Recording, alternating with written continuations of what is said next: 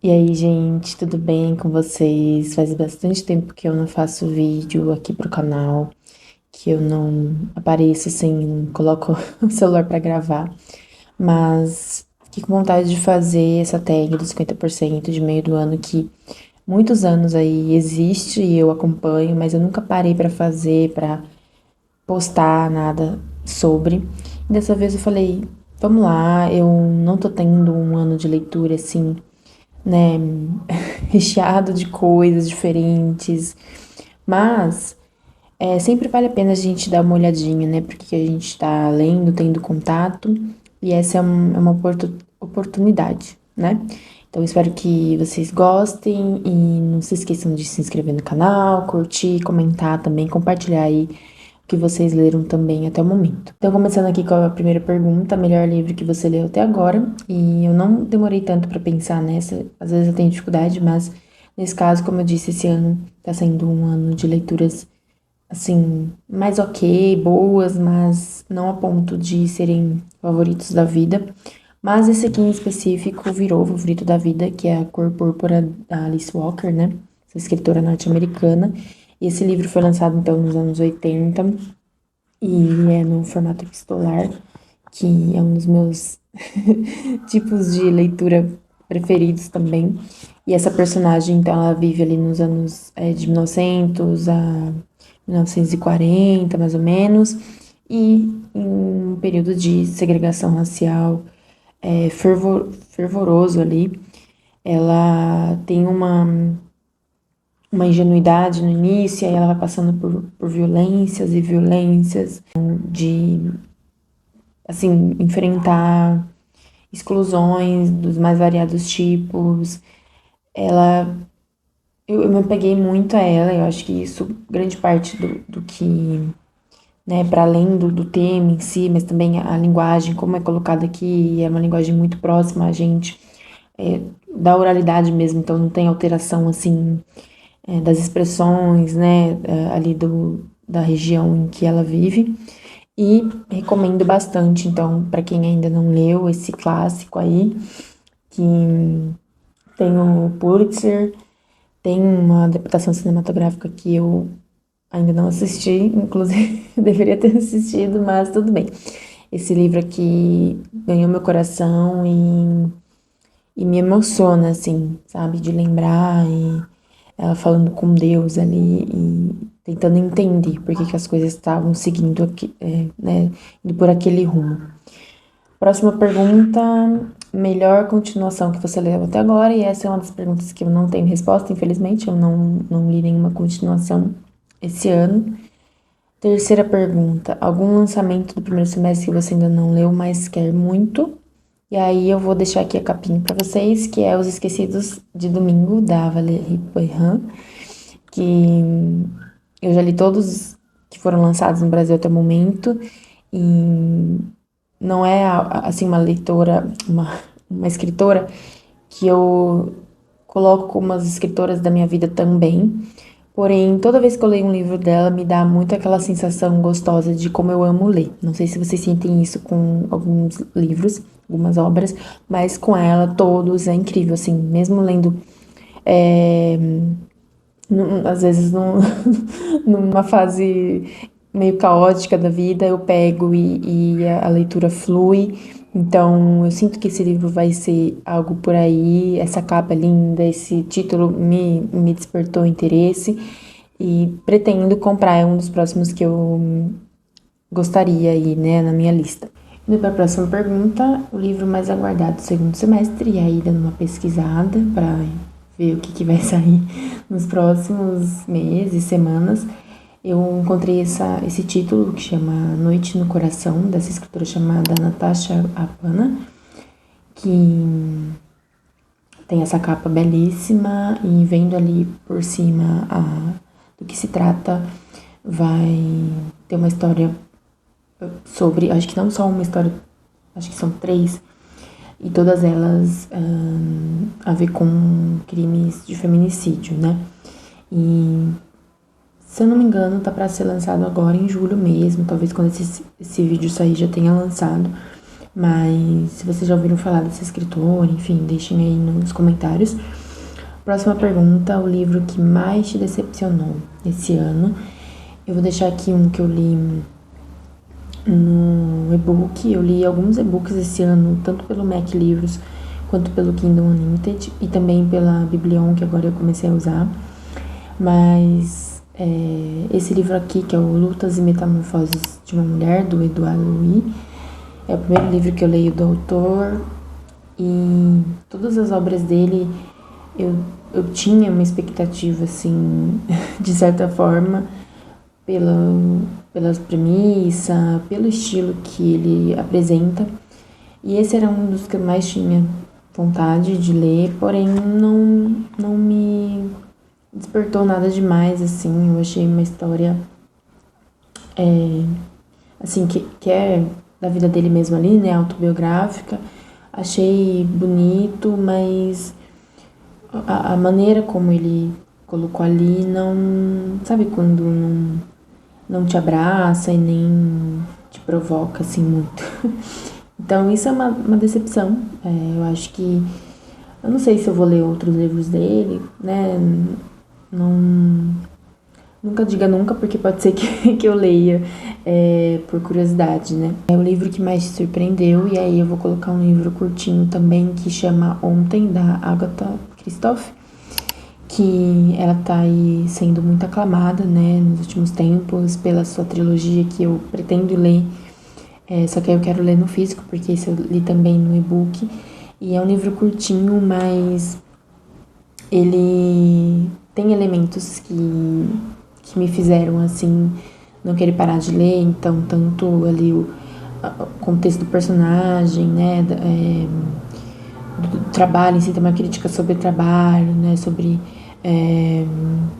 exploração, e também ao mesmo tempo é singelo, sabe? Próxima pergunta é novo autor favorito, e aí aqui me veio na hora o Érico Veríssimo, que eu já tinha ele no meu radar desde o ano passado, que eu li o primeiro livro dele de contos, né, que eu esqueci o nome agora, eu vou deixar aqui, mas que eu peguei na minha biblioteca, né, e esse aqui foi o primeiro romance, assim, digamos, que eu li dele, embora esse livro aqui, né, ele tem uma pegada mais experimental, assim, então ele mescla muitas famílias ali, personagens, e isso pode incomodar algumas pessoas, mas eu adoro, e aí vai sendo assim, não tem uma cronologia, não tem uma ordem exata.